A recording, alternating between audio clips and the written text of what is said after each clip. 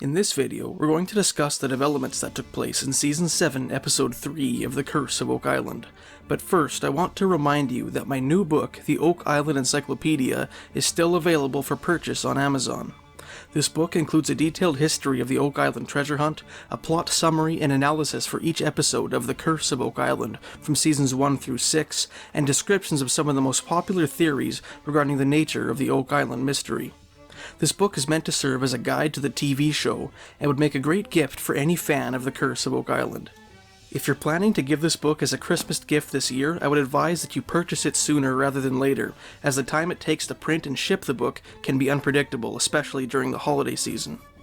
If you'd like to get yourself a copy of this book, please check out the link in the description. Season 7, Episode 3 of The Curse of Oak Island begins in the War Room, where geoscientist Dr. Ian Spooner presents his analysis of the core samples taken from beneath the Ship Anomaly in the Oak Island swamp. For a refresher on the Ship Anomaly, please check out my videos on Season 7, Episodes 1 and 2.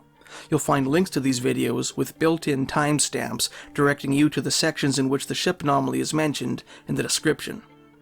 In the previous episode, Dr. Spooner made a cursory examination of these Ship Anomaly core samples and determined that their concentrations of clay, coupled with their dearth of organic material, seemed to indicate that the swamp constituted sea bottom at some point in the not-so-distant past. In this episode, however, Dr. Spooner states that a more thorough examination of the samples has led him to a slightly different conclusion. Similar to his previous assessment, he states that the sample's sedimentation indicates that the swamp is a relatively young wetland. Specifically, he states that the swamp appears to be 300 to 400 years old. In other words, Dr. Spooner believes that the swamp was formed sometime between 1619 and 1719. A date range which corresponds with several Oak Island theories, and with many of the artifacts that have been discovered on the island over the years. Contrary to his previous assessment, however, he also states that the swamp area likely supported terrestrial vegetation, like oak or spruce trees, immediately prior to its transformation into a wetland. This conclusion accords with the implication of the various oak stumps that have been discovered in the swamp over the years, namely that the swamp once constituted dry ground, but conflicts with the notion that Oak Island consisted of two separate islands at the time of the swamp's formation. During his presentation, Dr. Spooner also informs the team that, during a previous operation which did not appear in the show, he and a handful of assistants collected additional core samples in the swamp and probed the area with an iron rod. And in a small oval pond curiously devoid of vegetation, located at the northernmost tip of the swamp, he and his crew discovered a number of stones on the swamp floor, which appeared to encircle the area. Later in the episode, Marty Lagina, Alex Lagina, Gary Drayton, and Steve Guptill investigated these rocks and found that most of them appeared to contain or lie on top of some sort of iron object, which the men were unable to locate. The only rock which appeared to be devoid of iron was the largest rock in the area. Conical, boulder-like, and bearing a flat side, this rock strongly resembles those which comprise Nolan's Cross. The Oak Island team plans to investigate this anomaly, dubbed the Eye of the Swamp, and its strange circles of stones by draining the swamp and having a contractor named Sean Wilson excavate the area in question through the use of a 16-foot by 16-foot trench cage, or dig box, a square, caisson-like device which will isolate the area from the surrounding swamp. The team also tasks Wilson with investigating the Ship Anomaly, as well as a pattern of stones which Tony Sampson discovered just north of the Ship Anomaly in the Season 7 premiere, which have collectively been entitled The Paved Wharf.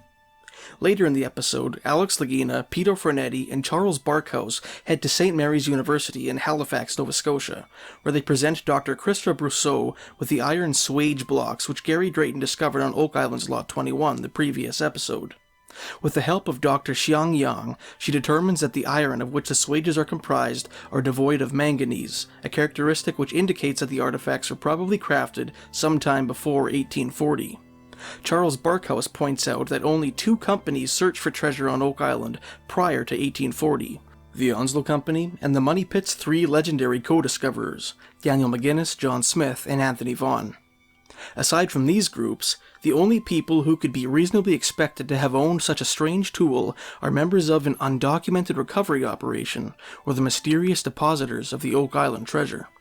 Peter Frenetti wisely draws attention to the fact that the Money Pit's 3 discoverers and members of the Onslow Company are believed to have concentrated their activities on the eastern end of Oak Island, far from Lot 21 where the sage blocks were found, the implication being that the swages probably belonged to pre-1795 depositors or recoverers. Near the end of the episode, the Oak Island team drills a hole on the upper beach of Smith's Cove, at a location at which they hoped the convergence point of the Smith's Cove box drains might lie. At a depth of 91 feet, the drill encounters soft clay mixed with small stones. Geologist Terry Matheson describes the material as amorphous or formless and states that this is the first time such material has appeared in a core sample on Oak Island. He suggests that its formless nature might be attributable to an explosion which took place in its vicinity.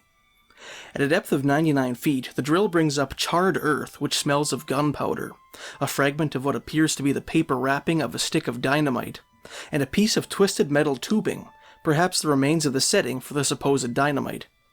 The crew agrees that they have almost certainly uncovered evidence of the dynamiting operation carried out by the Oak Island Treasure Company more than 120 years ago. Back in the spring of 1897, the Oak Island Treasure Company attempted to destroy the Smith's Cove flood tunnel, hoping that by doing so they would be able to excavate the money pit without having to contend with floodwater. They drilled 5 blast holes in a line running from north to south, about 50 feet from the shoreline, and loaded them with dynamite charges. Although the 2 90-foot deep blast holes on either end were dry, the middle one filled with seawater upon reaching the 80-foot level, apparently having hit the flood tunnel. When the charges were detonated, a massive jet of water exploded more than 100 feet into the air.